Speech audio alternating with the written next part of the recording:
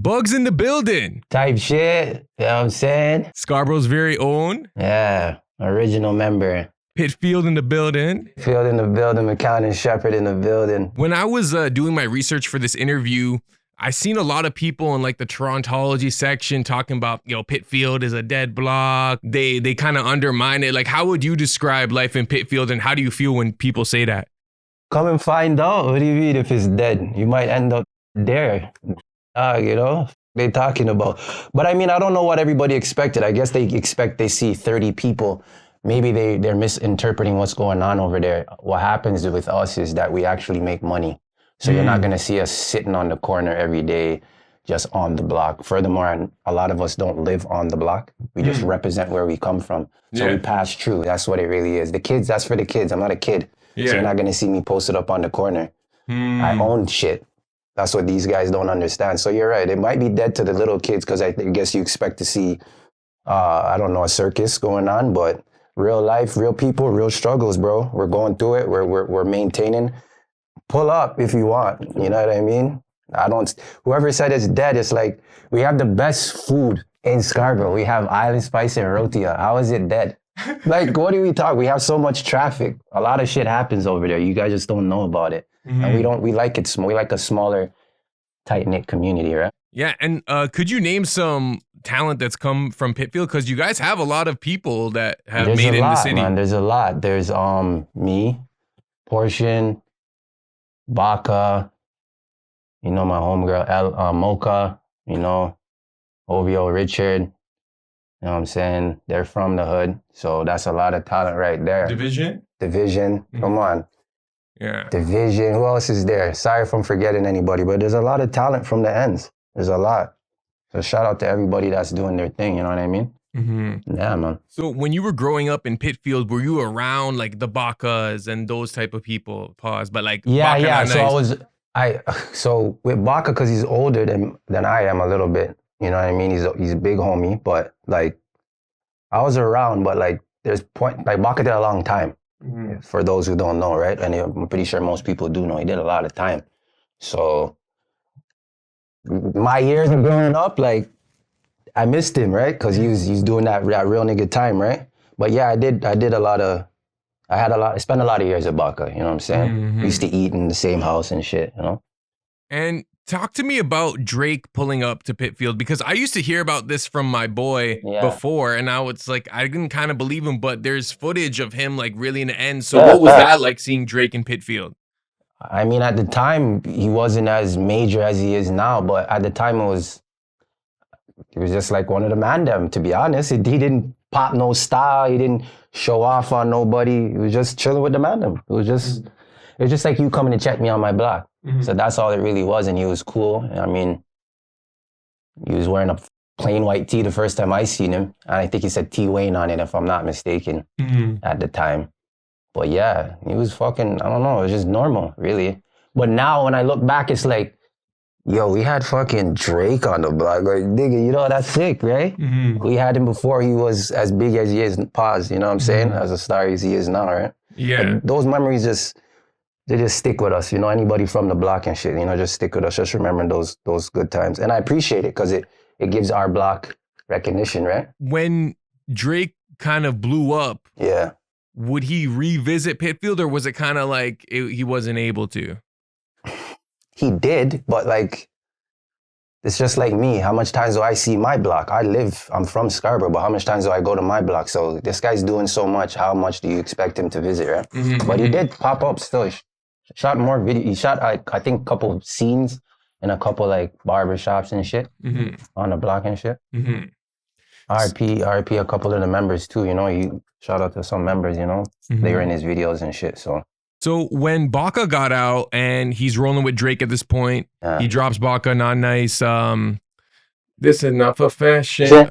What song is that again? I'm Not Nice. Live up to my name. Correct. So when he drops that, obviously it's a big look for your ends, right? Because for Baka, but yeah. Oh, okay. Yeah, well, he's the artist. He made the music, right? Yeah. So it's more for him, but yeah, it does put, again, like it's the same shit. It's like it's just Drake chilling on the block, same shit. It just, brings a little notice to the ends. Yeah. Brings a little notice to the ends. But when you were speaking with Friday, you made a good point where people should spin back on their block to like bring people after For they sure, make for it. sure, for sure. But at the end of the day, you don't know what's going on in people's lives. I don't know what's going on in their lives, right? Like that, right? So I'm not saying they haven't done nothing for the block, but I'm just saying like outside of that, like they got so much going on. So you just gotta wait. That's really what I see. You just gotta wait. And I'm not saying he hasn't helped people either, but that's nobody's business, right? But yeah. Yeah, there is that expectation, and that could lead to resentment where someone makes it and they don't come back and like draw for the mans, and then it's like, oh, he's Hollywood now. Put in your work. Put in your work, and they will see you. Yeah, put in your work, and they will see you. When did you start getting recognition from your music? That's a good question. I don't know that answer. I don't know if I'm still recognized. I'm just putting in my work, so that's what it is for me. I'm just putting in my hours. Do you feel like it's different as you get older and now you're kind of competing in a market that's usually like a young man's sport? Yeah. How do you navigate that? Adapt, stay sharp with them. You know, you take in the youngins. Shout out to all the youngins. Like you said, they're killing it right now. But you just study the game, right? It's like going to school, right? There might be a ball game. You know, that guy might has the most points per game, but all I got to do is study your game, and I can win. That's it, right? You get what I'm saying? Like just study what's going on, and learn to adapt, right? I'm not gonna be able to make young kid music. Yeah, exactly. But if I adapt enough to where I could still tap in with them and relate to them in some type of way, you know what I mean? But also present that leadership for them, like letting them know like I was 17 before. Yeah. You know what I'm saying? When I was watching your interview with Friday, you were speaking about how, you know, oftentimes when you hear this type of music, you want the youngins to know like this is almost like creating like black on black violence, and like this is what the system wants is for all this drilling and stuff, right? Yeah. I feel like a hypocrite because I love some of the music, but I also know what it's creating at the same time. Like it's destroying a lot of families, communities, especially people of color, you know? So it's like, but I understand where they're coming from, right? Yeah. They're only rapping about what they see or what they know or what they think is going to be respected or received and give them the flowers, right? Yeah. So my question regarding that is, do you think, in your opinion, modern hip hop has done more harm or good for the Black community? Has it done more harm? I don't think it's done more harm still, personally. It's taken a lot of people and put them in positions to better their lives. It's taken people to explore the world. It's like you could give a guy $1 million, what you do with it. So a lot of these people, they're saying it harmed the community. I could see why they're saying that. A lot of people die, whatever, but who was there teaching them what to do with their success? Right? Who was there teaching them, okay, yeah, you might have come up talking about drill music, but what are you going to do with your bread now? Are you going to invest back in the community? Are you going to give to the needy? Are you going to buy your mother the house? Are you going to make sure your kids are taken care of? Or are you just going to keep rapping about shooting people and do nothing with it and watch your community suffer and create that cycle that will never be broken? You know what I mean? Yeah. It's like if you look in the Bible, Moses, how did he start off? You know what I mean? This guy caught a body, right? Yeah. But God still used him. So we could still use that.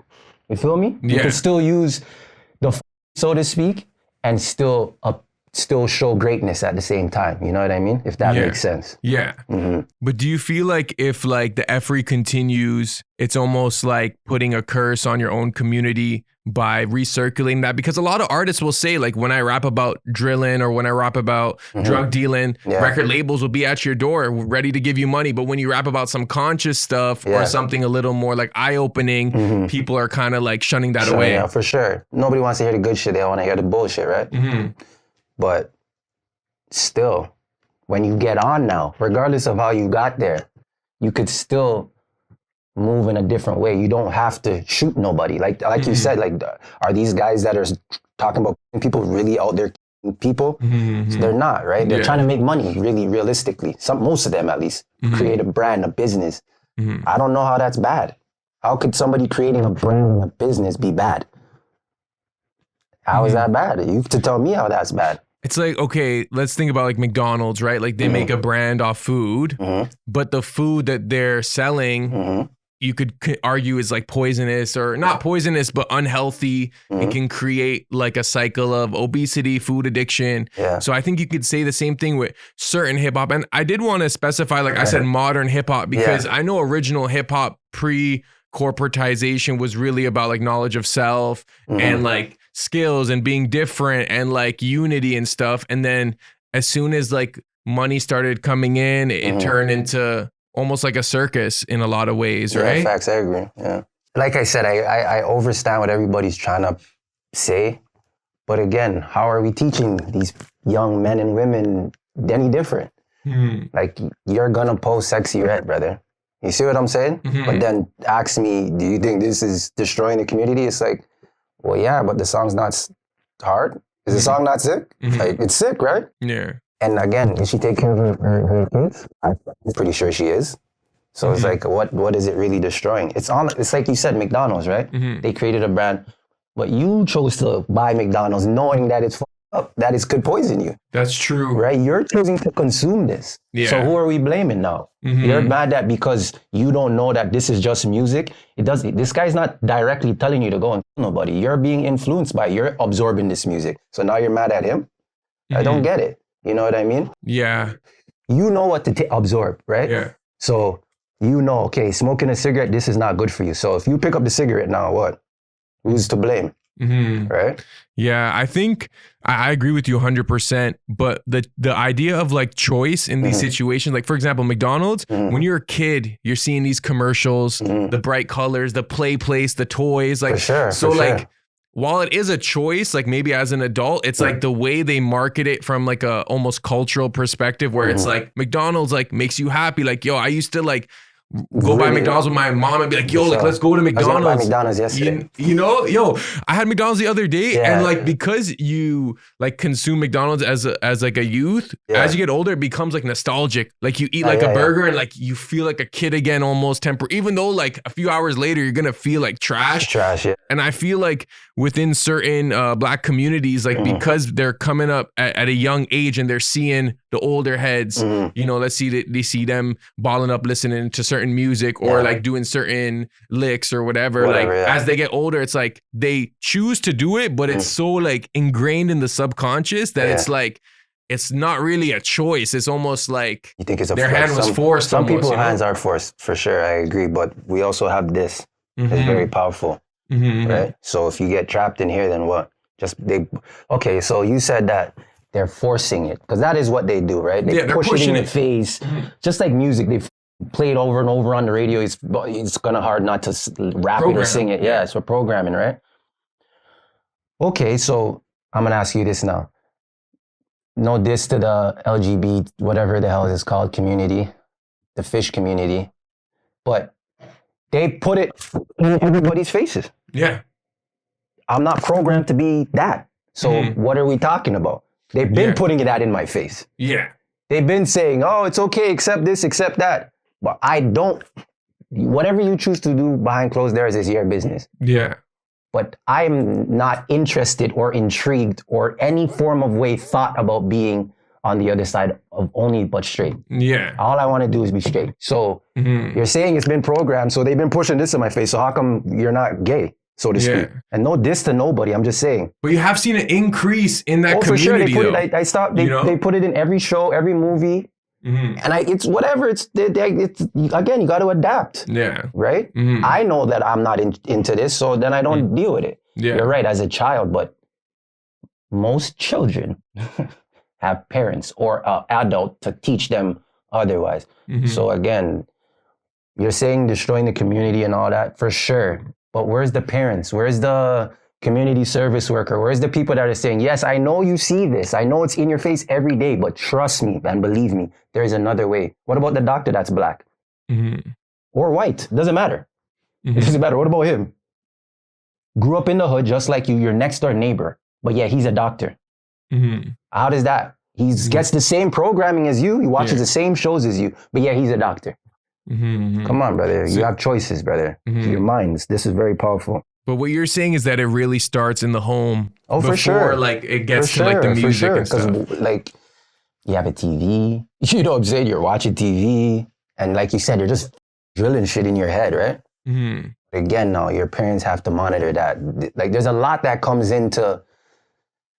It's not just, oh, you guys or people are promoting street life, and what do you guys expect? You're promoting this, so how do you expect a little kid not to follow you?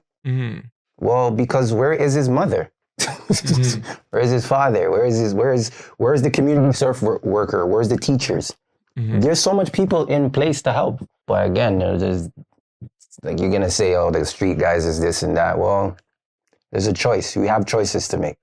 And especially when you get older, you realize that more, right?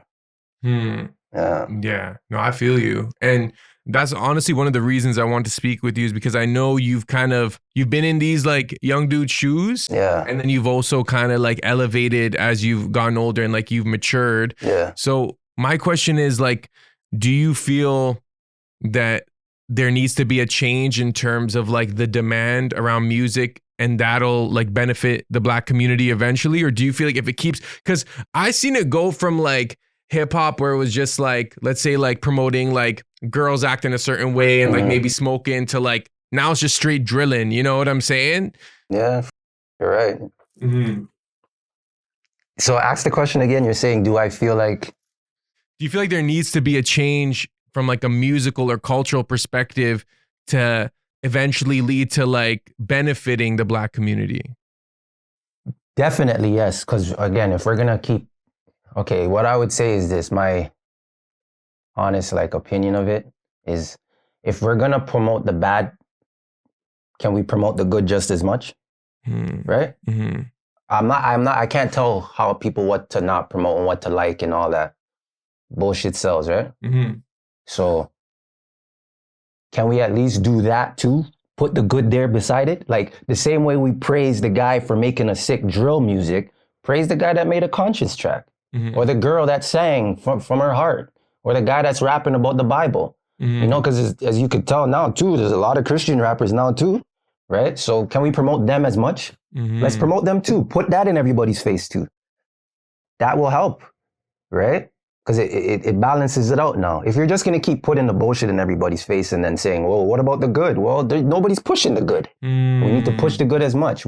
If we push them equally, then the conversation changes, right? We're having a whole different conversation. Was there a time, would you say, where both like the conscious rappers and then like the non-conscious rappers, let's say, like were being pushed? Because I remember like Mos Def, Common, like Common, yo, those guys, they were popular, and now you still have like a Kendrick or a J. Cole. Yeah, but again, why do you think those guys are popular though? Like, why do you think they were getting pushed? I think it's a mix between like let's say the labels selected them, and also like they still had some type of like, I wouldn't say street background, but they were from a place, like they weren't like Miskeen, like suburb. That's why, youth, you know, yeah. I know, right? So that's why those guys are getting the push, right? Because they could still relate, even though they're rapping, they could conscious. Sorry, they're rapping about, let's say, good stuff or self-awareness stuff. You know, they could still relate to Jay-Z, right? And they were just as skilled as a Jay-Z, so to speak. So I guess back then that's why, right? And yeah, now I honestly, to dive deep into that conversation, like what the change and all that, we couldn't even do that on camera, like, you know, because we would have to get real deep, right?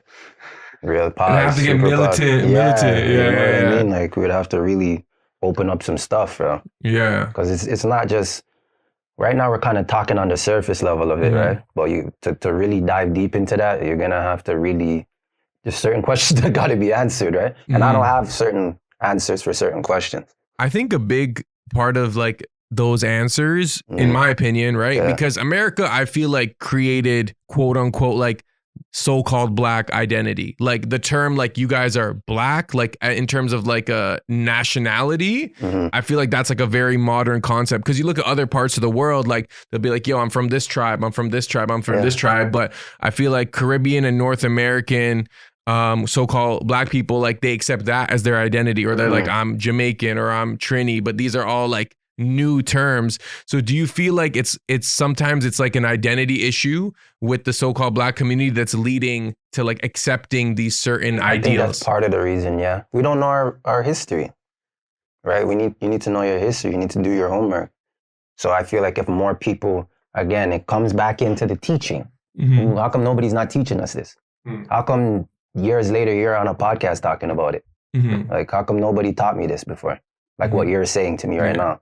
Right? So half of what you just said, I'm sitting here like, oh shit, more know his shit, right? I consider myself like a Christian, and then when I started looking into like Christianity, and like when you get into, because a lot of Christianity, if you don't look at it like a real thing, it doesn't make sense, because the beginning of the Bible is just all like different people having kids, son of this, son of this, son of this. And it doesn't make sense unless you like actually find a group of people that it applies to, right? Fair. So that's when I started kind of opening up my eyes, and I started speaking to like different groups. Like as I kind of got into that, it made me realize like, you know, about like Leviticus, the curses in Deuteronomy, all this stuff, you know, and I see it like before my eyes, you know? Yeah. What age do you feel like you started kind of digging into like identity in a deeper sense?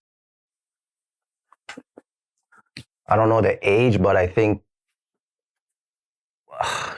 when I realized, like, just like, what's my purpose? Like when I started to question that is when I started to like dig deep within, right? Like figure out like you said, like tribes and stuff like that, my roots, right?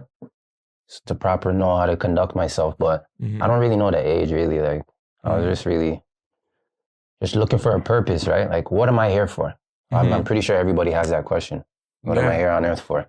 It's a book actually too. Purpose Driven. If you're never read it, you should read it. Purpose Driven? Purpose Driven Life, yeah. It's a good book still. I read it when I was in jail. It's good. What do you think? Do you think everyone has like a similar purpose in like a grand sense?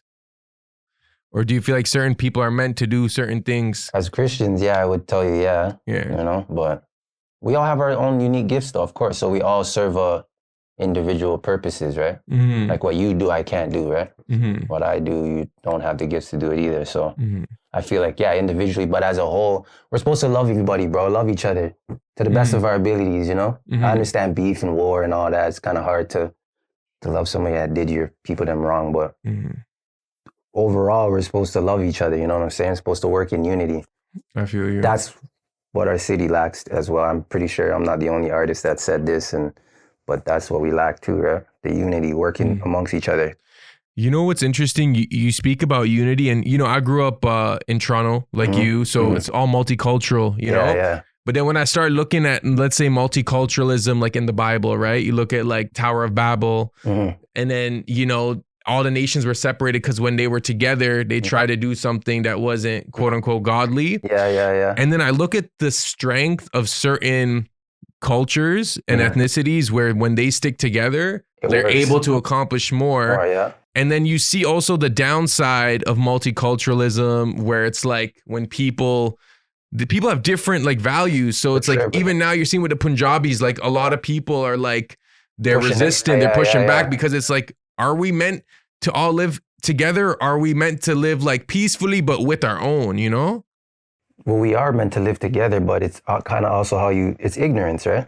If you don't understand something or you're not open to understanding their culture or their beliefs or whatever, then of course you're going to push against and say, nah, I'm not for it, right? That's what I feel like, you know what I mean? Of course, there's a lot of ignorance that comes in with that. And I don't think everybody should just work together. Like you said, some groups just work better together because that's what it is. But I mean, the point is the group is what makes that thing move better, right? Yeah. Right? It's like any team, you know, like there's 5 players on the court. You know what I'm saying? Like, or whatever, how much ever people are on the field or whatever it is. This is the team that won the championship. Yeah, I think it is about finding your quote unquote tribe, whether it's like ethnic or like spiritual in the sense where it's like, okay, we're all on the same page, like mentally. Yes. You know? It's hard to work with people that are not on the same frequency as you, right? On that same wave. Yeah, I feel you. You did mention being in jail and you read Purpose Driven. Yeah. So I did have a couple jail questions. If you don't want to answer, it's fine. Jail is jail. So what is jail like in Toronto? It's rough. Jail, like anywhere, is rough. You can't put a price on your freedom. Sucks. Stinks. Smelly. You got a guy telling you no homo, but got a guy telling you to bend over and strip. Yeah, all right. You got to strip naked. So it's like, that's like, it's like dehumanizing. Yeah, I don't care where you place me. If that's what they're telling me to do, that is pretty messed up. You know what I mean? The food's trash. Like, not somebody telling you when you can and can't piss. You can't piss at certain hours of the night. Like, you're in a cell with a guy that you probably will never see again in your life. He's farting up the cell. It's bad, bro. Shit gets real. You're in there with a bunch of egotistic people. A lot of pride's in there. A lot of broken men, and women. It's rough still. Jail's rough.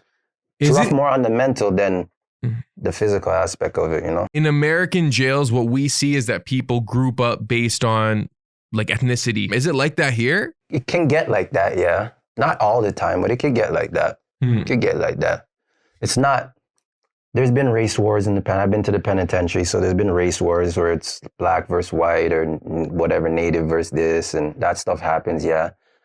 But a lot of the times, people stick with who they're, like you said, who their gang is, When I was in jail, when I was in the pen, I was cool with mostly everybody. You know what I mean? I wasn't in no gang or none of that. I was just cool, just did my own time. I was just being a man about it, the situation. And a lot of those people strive, and come out to do great things. Keep your head up, right? Keep your head up. But yeah, there is gangs, of course, You got to be with your block, you can't mess with the op block. That stuff does happen in jail for sure. And it's more now because you could see now there's more gangs than I've ever seen in Toronto in my entire life. Really?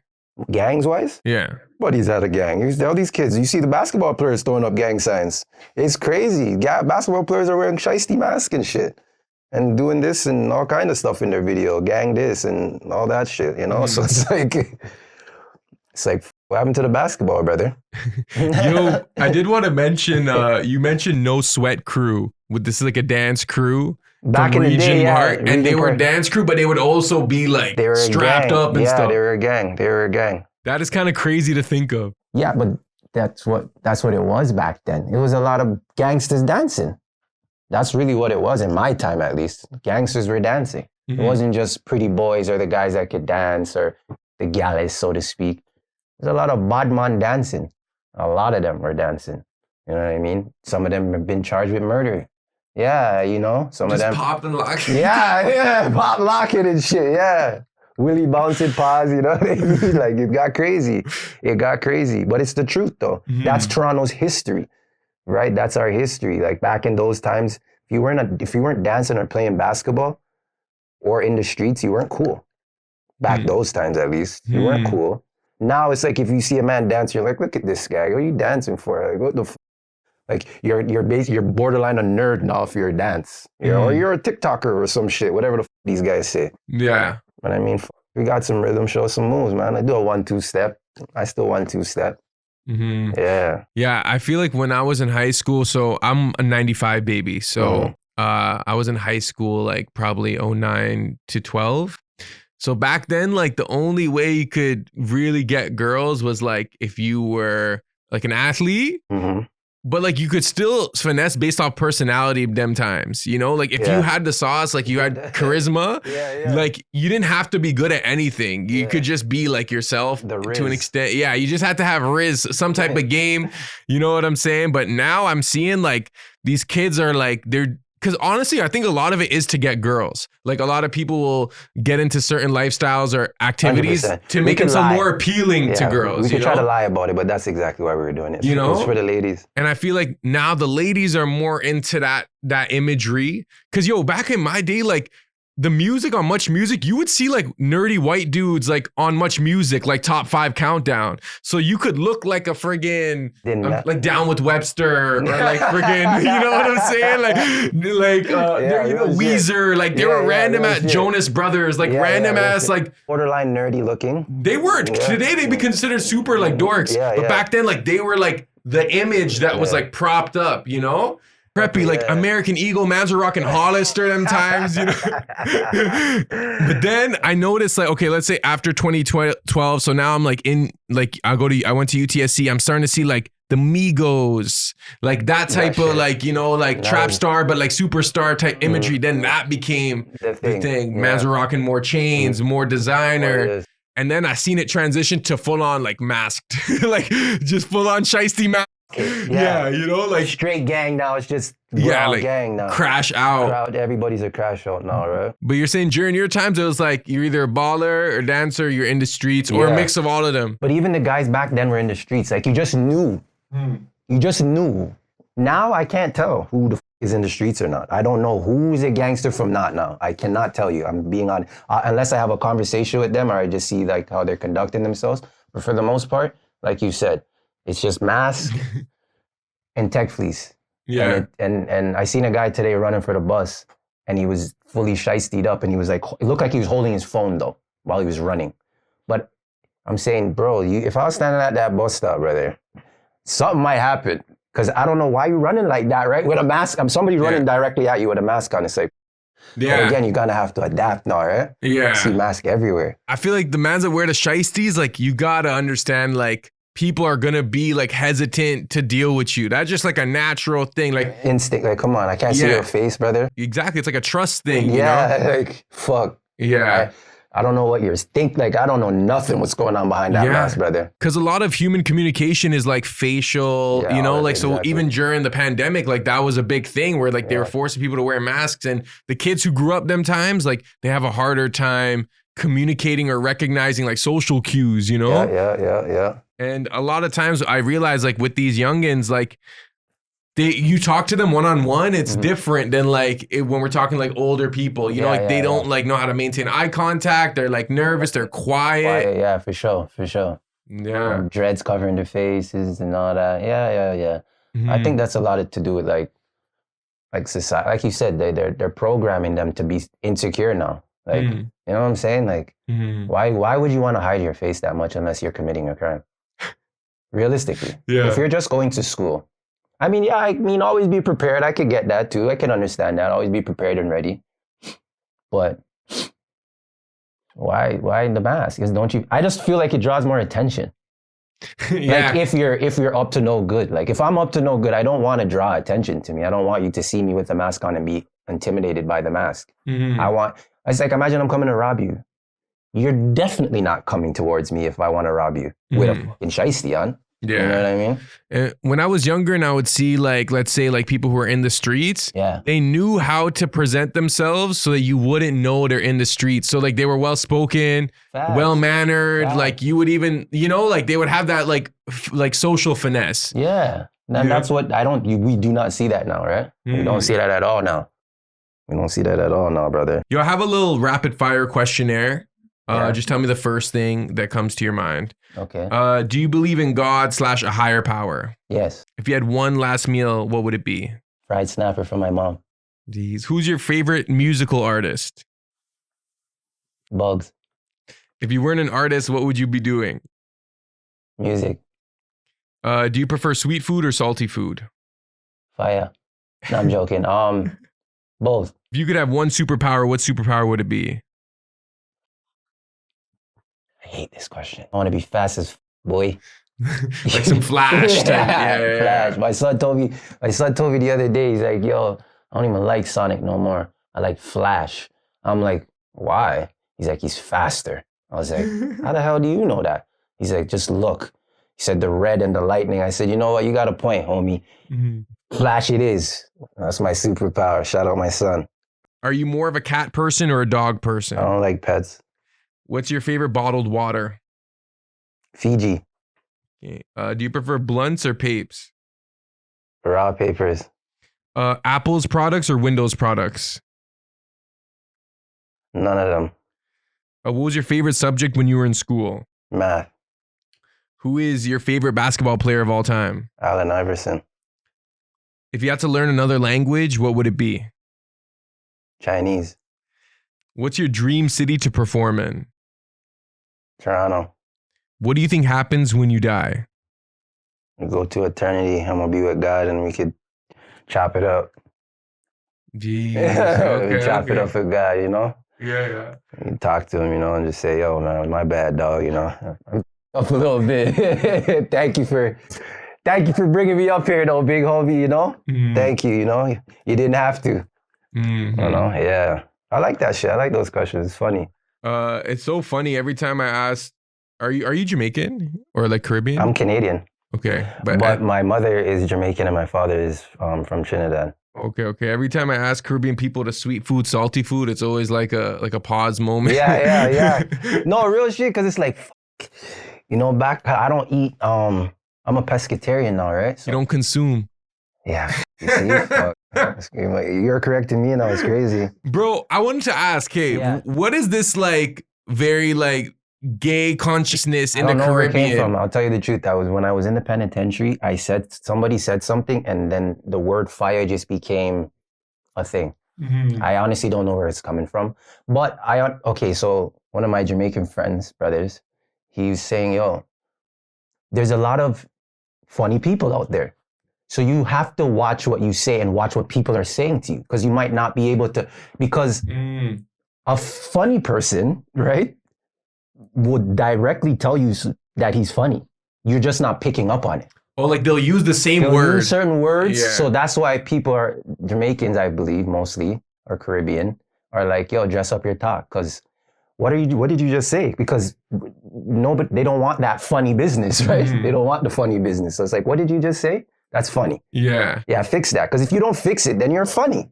And I know to stay away from you now. Yeah.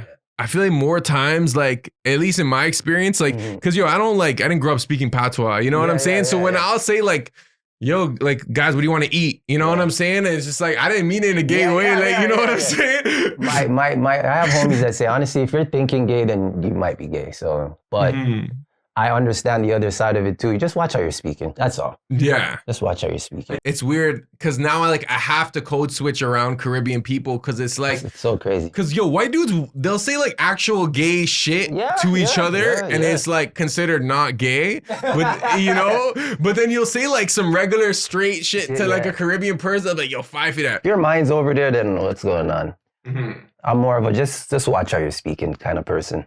I want to ask you, because you've seen the Toronto scene evolve, right? Do you prefer like, let's say the pre-2015 Toronto scene? Like, let's say like the Cardinal Officials, the Socrates, the Chaos, the Canons, like that generation of Toronto music versus like Casper, K-Money, like Moji, like kind of that golden era. How would you compare the two? There's none really to compare. They just started, and we're just gonna finish it, right? So that's all it is to me. Like, I love what they started, and then I love what the present is doing. I live in the present. I don't really like to live in the thing. I study it, but then we move forward. So shout out to the man that are present now. They're shaping the culture. So again, with no guidance or with guidance, they're gonna do great things. Without the guidance, if we're not helping them or helping ourselves, it's going to go to shits. When you started rapping, were you part of that more like Genghis Khan type era, or was it more like that next era where it was like Hoodlum and like these guys? When I started rapping, no, I was rapping from a long time, but I wasn't putting out music. I was just rapping just for the sake of rapping, just because I like to rap. But when I like followed out, I would say I was more in the Hoodlum and them's time frame. They were putting out music before me though, so shout out to them, right? But I would say that, Though that's the motivation right there though, right? To watch the guy that lives up the street from you, like, oh shit, bro, I could do this too. I've been rapping, I was just scared or whatever, however some people go about it, right? The guy that's up the street is rapping, is motivation. That's why I said I shout out to the guys in the present, shout out to the older man them, and shout out to the younger man them, and whatnot, who's doing their thing now, right? When you went to the pen, And then you came out, like, did you see like the cultural landscape change completely, or was it kind of like the same? When I was in jail, brother, there was no Instagram. That's just to tell you that right there. There was no such thing as Instagram. So when I found out about Instagram, the first thing the man them were telling me is, yo, you get bitches off this shit. yo, you just post a picture. And I'm like, bro, I'm not going on. I boycotted Instagram. I didn't get Instagram until I started making music. Yeah. I was just like, this shit. So wait, when you went in, was it like still like MySpace type era or like Facebook? Facebook was probably still a thing. I was in jail 2008 till 2013. Were there artists that like when you went in, they were booming, and then by the time you got out, it was like their careers were done? No. Well, no, actually, no. There wasn't many that were booming and then I followed out and they were done, unless they're in jail. Yeah, unless they went to jail. Yeah. But I don't want to say their career is done because some of them are still making music. So I don't really, not off the top of my head still. So in 2008, some of the most popular songs, Low by Flo Rida, No One by Alicia Keys, Lollipop by Lil Wayne. Yeah, I used to watch it on BET all the time, bro. Kid Cudi, Day and Night, A Milli. Oh, A Milli is fire. Lil Wayne's one of my favorite artists ever. And then by the time it was 2013, you had, oh wow, this is weird. So you had like Thrift Shop by Macklemore. I'm gonna pop sometimes. Wrecking Ball, Miley Cyrus. Wait, isn't he on the other side of the fence? Macklemore? Yeah. I don't know, but he made a song about it. He won a Grammy for that. For talking about being on the other side of the fence? No, for saying like it's okay to be gay. And like I remember that year. I think that was the year that Kendrick should have won. And then he was like, he apologized to Kendrick and posted it. That's crazy. Dang, yeah. It looks like music got way worse when you got out. That's why Toronto started f***ing it up. You know what I'm saying? Toronto started f***ing it up. Music got bad, so Toronto stepped in. He said, f*** it. Drake was already thugging and bugging, right? He's doing his tuggy. So the band said, yo, f*** it. Tory said, f*** it. Everybody said, f*** it. We're getting in there. Do you have any upcoming music or projects that are going to come out? Yeah, for sure. I dropped a song December, I think the 5th. I don't remember the exact date. It's called Reality Check. I dropped another song called Free Doe, Free My Brother Doe. I did a freestyle with Flash Johnson. I seen that. Yeah, Hit the Mic. Yeah, that shit was lit still. It was fun. That was cool, yeah. He hit me on the fly too. He's like, yo, I see you doing your thing. Hit the mic. I was like, yeah, for sure. That's what I do. I rap, B. Yeah. What are they talking about? But I got some work with my brother that I brought with me today. You know, it's a brother from another mother, Blacks, a.k.a. the best rapper in the city, in my opinion. Me and him have some music forward, and it's going to be brazy. Like brazy. You kind of look like Nas a little bit. Does anyone ever say that? That's one of the nicknames I called him. That's Sincere from when he was in Belly. Yeah. Like a young Nas. That's proper. Yeah, and that's the rap, right? Yeah. It's real rap. For your head top, like they say. Yeah. Is one of the best in the city, my word. Yo, I searched tell me about Toronto rapper Buggz on ChatGPT. Do you want to know what they said? Buggz is a rising rapper from Scarborough, Toronto, known for his vivid storytelling and energetic flow. He's been gaining attention with tracks like Have It and Ice Hockey, showcasing his gritty lyrics and versatile style. Buggz often reflects on life in Toronto and his personal experiences, bringing an authentic voice to the local hip-hop scene. He has performed at events like the Up Next Hip Hop Awards and continues to build his reputation through collaborations and music releases. Who wrote that? You wrote that? No, it's on chat. I literally just... I'm joking. AIs them know about me too. The robots know about me. I'm lit, brother. What the f*** you talking about? Yeah, straight up. Yeah, bro. Thanks for pulling up. Wait, 1 second. Are you from Scarborough? Yeah. You are? I'm from like southwest Scarborough. So I'm like Victoria Park area, like Victoria Park Station. I just wanted to make sure you're from Scarborough because I was just trying to figure out, like, you can't not be from Scarborough and call your Borough Sound, bro, shit. I was like, nah, you better be from Scarborough. That's good though. Yeah. What school do you go to? What high school do you go to? Newman. Yeah, I went to Newman. Some bad stories about Newman. So we had some white girls, bro. Yeah. We had the best white girl. Where'd you go? MT Pope? Asian Court. Asian Court. Okay, you were in the Catholic no. TCDSP. I was with the Asians. Oh, okay. Smart. Smart. Like the smart motherfuckers. Yeah, I didn't know too much about the public school lore still, Yeah. but I just know about like different Catholic high schools and their reps. Yeah, you guys just didn't get to wear your own clothes, I guess. You got to. That was actually kind of blessed, bro. Like You save a little money type shit. My kids are in Catholic school still. Mhm. All of them. with the uniforms. Yeah, all of them.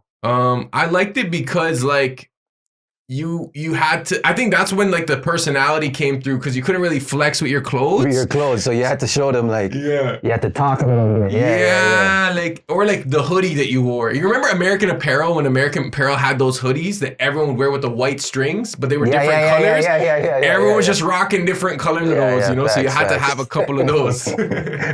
Fact. I didn't know what the brand was though. It's funny that you said that. I didn't know that's what the brand was. They fell off, bro. Like they were booming. They were like $50 hoodies, and like everyone have different colors. You have like a yellow one, blue one. Yeah. That with a JanSport, it was just like you could get any girl them That's times. the best bag ever. How about that? Yeah, I still- JanSports. Do I have one still? I might still have one. That's the shit. JanSports are where it's at. Facts. You had to have a JanSport back in the day. Yeah. That was the cool bag now. But now if you don't have a bait bag or some type of shit, then it's like It was BlackBerry, American Apparel, and JanSport. Like that was the big three. The Berry, the BBM Messenger. Pink for TBH. Holy shit. Yeah. You know what's crazy? So I came out when that was like popular, like BBM and shit. Yeah. And then like a couple years, it was done. Yeah. Yeah. It was iPhone. Everyone's iPhone gang. iPhone, yeah. Yeah. Big up Buggz, man. Thanks for pulling up, broski. Thank you for having me, my brother. All right.